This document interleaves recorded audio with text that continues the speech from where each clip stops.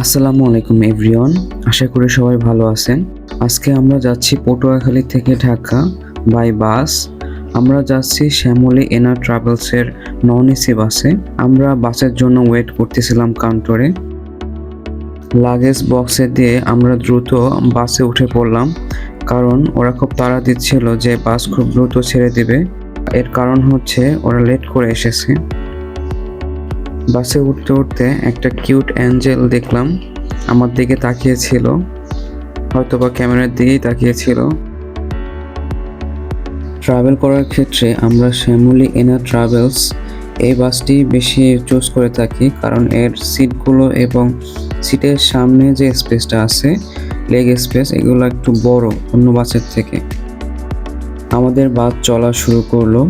এই যে ব্রিজটি দেখতে পাচ্ছেন, এটির নাম পটুয়াখালী ব্রিজ। এটি লাউকাঠি নদীর উপরে অবস্থিত। পটুয়াখালীকে ঘিরে দুটি নদী রয়েছে, একটি লাউকাঠি নদী এবং আরেকটি লোহালিয়া নদী। বিকেলবেলা আমরা এখানে ঘুরতে আসতাম এই ব্রিজটির উপরে। ছোটবেলায় অনেক আসতাম, তখন আমার একটি সাইকেল ছিল, তো আমাদের বাসা থেকে আমি সাইকেল নিয়ে এখানে চলে আসতাম ফ্রেন্ডদের সাথে।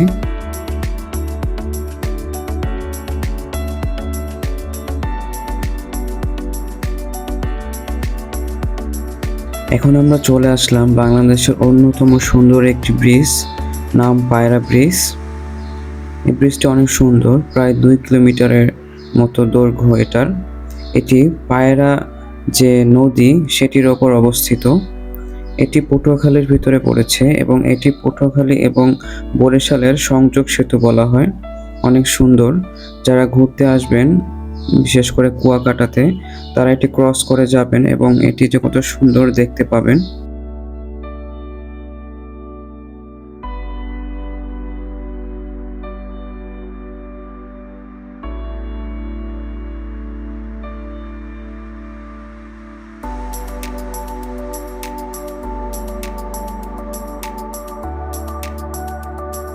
পায়রা ব্রিজের ওপার মানে বরিশালের সাইডে শেখ হাসিনা সেনানিবাস রয়েছে। এটি অনেক বড় এরিয়া জুড়ে এটি তৈরি করা হয়েছে। এখানে ভিতরে স্কুল কলেজ থেকে শুরু করে অনেক কিছু রয়েছে। যাওয়ার পথে বরিশাল ভার্সিটির সামনে একটি গাড়ি পোড়ানো অবস্থায় দেখলাম। পরে এটির কারণ জানতে পারলাম যে এখানে একটা অ্যাক্সিডেন্ট হয়েছিল, যেখানে বরিশাল ভার্সিটির একটা স্টুডেন্ট মারা গিয়েছিল দুর্ঘটনায়। এরপর উত্তেজিত ছাত্র জনতা গাড়িটি একদম নষ্ট করে দিয়েছে। আমরা এখন বরিশালের অন্যতম বড় একটি ব্রিজ, দবদবিয়া ব্রিজ, এটিতে উঠতেছি এবং হাতের বাম পাশে একটি সুন্দর ক্যাম্পাস দেখতে পেলাম। এটি হচ্ছে Bangladesh marine academy Barishal branch. এটির ক্যাম্পাসটা অনেক সুন্দর। দবদবিয়া ব্রিজটি বরিশালের গর্ব, বরিশালের ঐতিহ্য। ইতনখোলা নদী এর ওপর অবস্থিত। দক্ষিণাঞ্চলের বা বরিশালের নাম যদি কেউ তুলে থাকে, অবশ্যই যেটা আগে আসে কীর্তনখোলা নদী, এবং এর নামে অনেক প্রতিষ্ঠান এবং লঞ্চও রয়েছে। আমরা বরিশাল ক্রস করে এখন চলে আসলাম ঢাকা মাদারীপুর হাইওয়েতে। এই রাস্তাটি আসলে অনেক ন্যারো হাইওয়ে, কিন্তু যে পরিমাণে গাড়ির লোড, বিশেষ করে দূরপাল্লার গাড়ি, এখানে বেশ কয়েকটা জেলার গাড়ি এই রাস্তা দিয়ে পাস করে, তো উচিত যে এটার লেন আরও বাড়ানো। আমাদের বাস যাত্রাবিরতি দেওয়ার জন্য মাদারীপুরের রাজৈরের একটি স্থানে একটি রেস্টুরেন্টে দাঁড়ালো।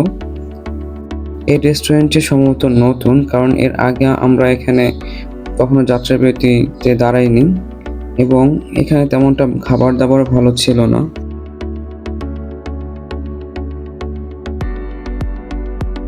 যাত্রাবিরতি শেষে আমাদের বাস আবার চলা শুরু করলো।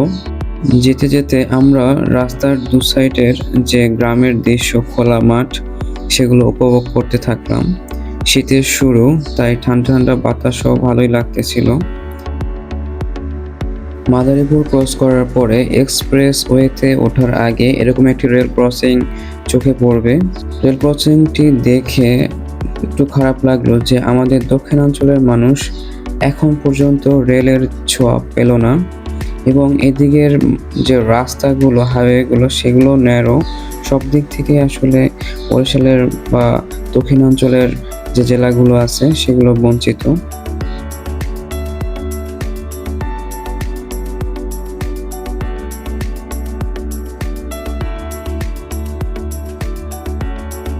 এখন আমরা চলে আসলাম এক্সপ্রেসওয়েতে, মাওয়া ঢাকা ভাঙা এক্সপ্রেসওয়ে। এই জায়গাটির নাম ভাঙা ফরিদপুর। জায়গাটির নাম ভাঙা হলেও কিন্তু আসলে এই জায়গাটি বা এই রাস্তাগুলো কিন্তু ভাঙা নয়, এবং এটি এত সুন্দর রাস্তা যা বাংলাদেশে আর কোথাও নেই, এবং তো স্মুথ ড্রাইভ আপনি এই রোডে পাবেন যা আপনার খুবই ভালো লাগবে।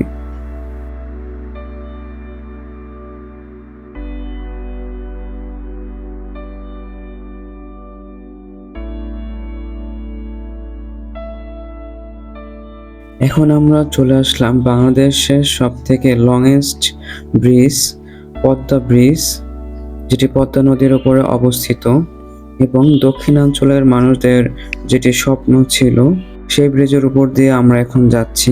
খুবই সুন্দর একটি ব্রিজ, এবং আপনি এই ব্রিজের উপরে উঠলে, যদিও এখানে নামা নিষেধ, বাট আপনি বাস থেকেই এর সৌন্দর্য দেখতে পাবেন।